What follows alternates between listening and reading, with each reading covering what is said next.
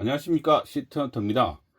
오늘은 어항 속 슬러지의 원인과 종류에 대해서 말씀을 드리겠습니다. 첫 번째, 슬러지를 보통 각종 찌꺼기나 부유물 등을 말합니다. 어디서 발견을 하냐면 호수나 저면판 아래, 여과제 사이사이에서 보통 발견을 하는데요. 제가 개인적으로 봤을 때는 특별하게 문제는 없습니다. 그리고 뭐 이런 게 생겼다고 해서 뭐 크게 두려워하거나 걱정하시는 분도 없는 것 같습니다. 그냥 단순히 청소만 잘 해주시면 됩니다. 다음은 어항 벽면이나 호수 같은 데 보면 만져보면 미끌거리는 게 있습니다. 이게 뭔가를 상당히 고민하시는 분이 많은데요. 이거는 박테리아의 군집이라고 보시면 됩니다. 즉 그냥 박테리아가 모인 거라고 보시면 됩니다. 많이들 걱정하시는 것 중에 하나가 유목 슬러지인데요. 어떤 분은 이걸 박테리아다, 아니다,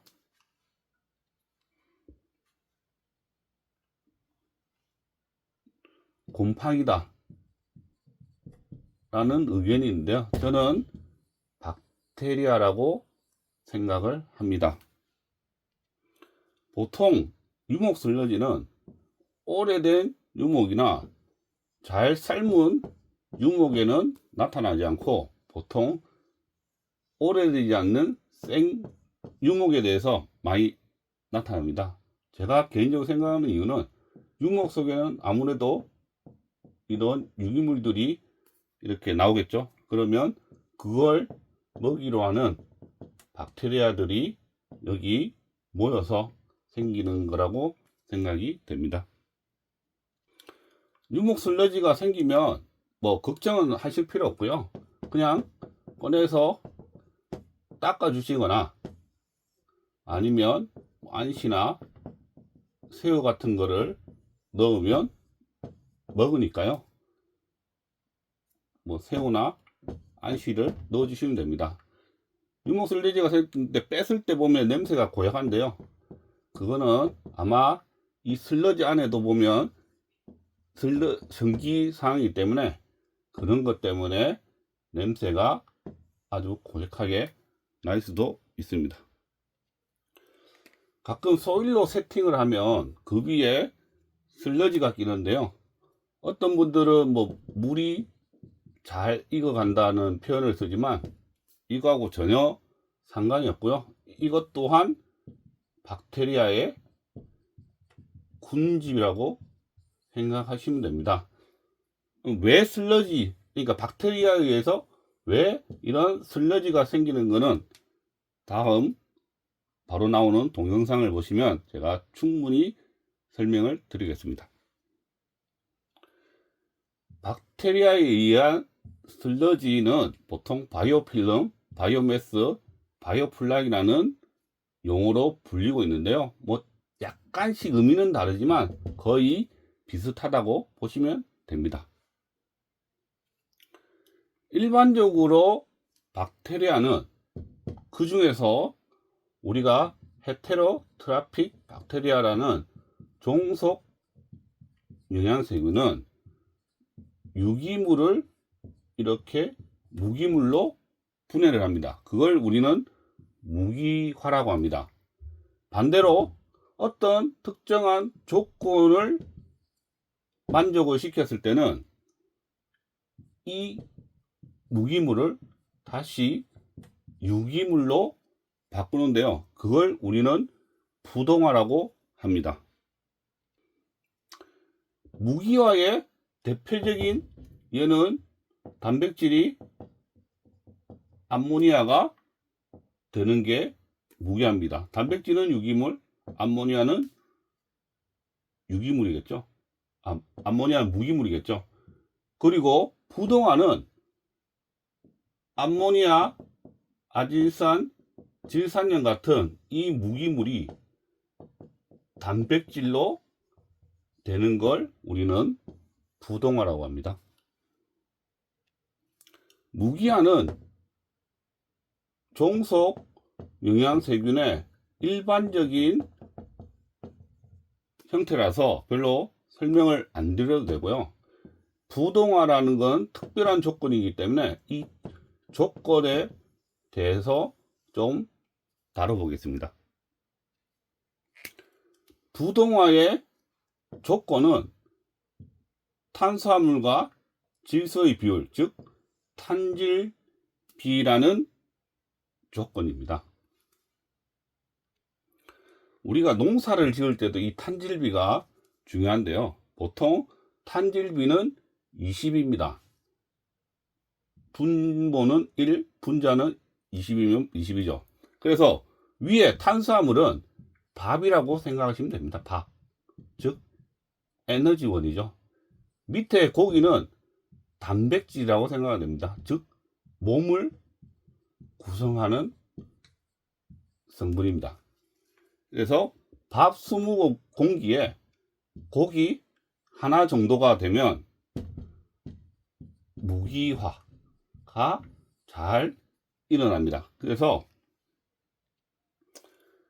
이 탄질비를 농사 지을 때도 20을 유지해야 되는데 위에 뭐 볏짚을 많이 넣어서 탄수화물을 비율을 높였다. 그러면 어떻습니까? 밥은 많이 먹었으니까 고기도 먹어야 되겠죠. 얼만큼요?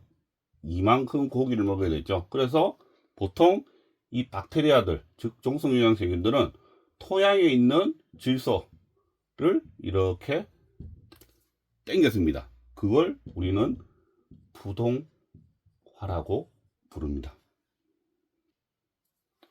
반대로 탄수화물이 부족하면 밥을 적게 먹었는데 고기만 많이 먹을 수 없죠. 그래서 고기를 토양으로 보내야 됩니다. 어떻게? 유기물을 무기물로.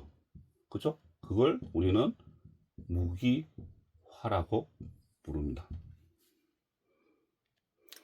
그래서 20을 기준으로, 뭐 15 기준도 하는 경우도 있는데요.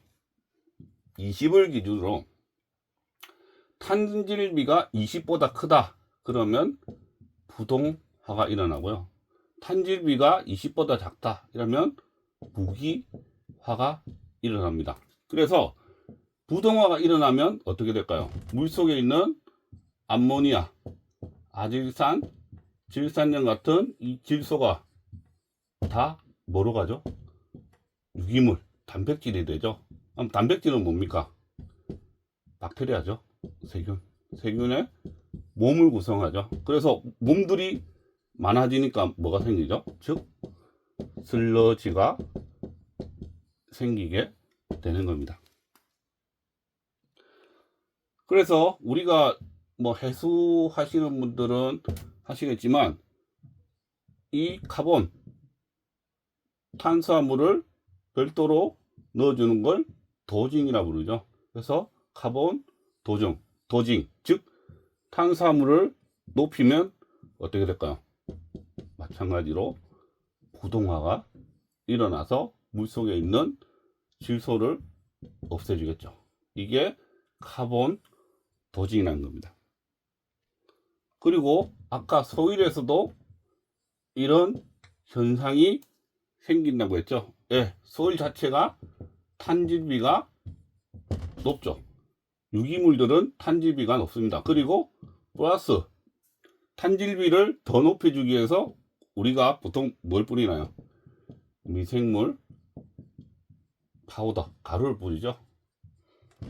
미생물 파우더는 뭡니까? 결국에는 미강 가루 같은 탄수화물이죠. C. 그래서 탄수화물이 많아지니까 뭐가 일어난다고요? 부동화가 일어나서 슬러지가 생기는 겁니다. 또 뭐가 있나요? 슬러지가 백탁, 어항 속에 이런 미세 콜로이드 입자, 즉 작은 입자가 많은데 이렇게 응집제를 넣으면 밑에 가라앉거나 서로 뭉쳐서 여과기에 물리적으로 걸러지기 때문에 끈적끈적한 슬러지가 발생이 합니다. 그래서 어떤 사람은 배 타고 왔는데 슬러지까지 왔다, 뭐 이렇게 말을 하기도 하고요. 뭔가를 넣었는데 이렇게 슬러지가 생기더라, 이렇게도 말을 합니다. 자, 마지막으로 이 슬러지를 이용해서, 즉 탄질비를 이용해서, 즉 부동화를 이용해서 하는 우리가 양식 기술이 바이오플락 시스템이라는 겁니다. 탄질비를 높이면 부동화가 일어난다. 그래서 탄수화물을 높이기 위해서 보통 당미를 사용하는데요. 그러면 박테리아가 부동화, 즉 이렇게 군집이 생기죠. 그걸 우리가 플락이라고 부릅니다. 플락은 물고기의 먹이가 되죠.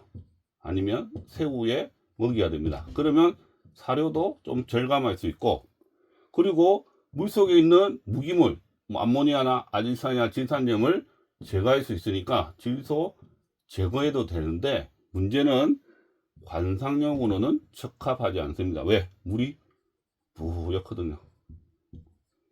그래서 사실 바이오플락은 양식장에서나 쓰는 시스템입니다. 오늘은요, 어항 속 슬러지 종류와 원인에 대해서 한번 다뤄봤습니다. 크게 걱정할 거나 어려운 거는 없었고요.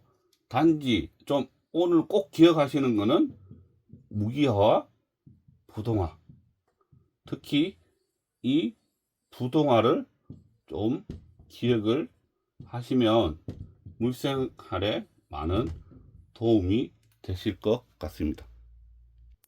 자, 그럼 오늘은 여기까지 하고요.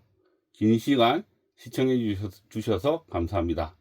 즐거운 물생활 되세요.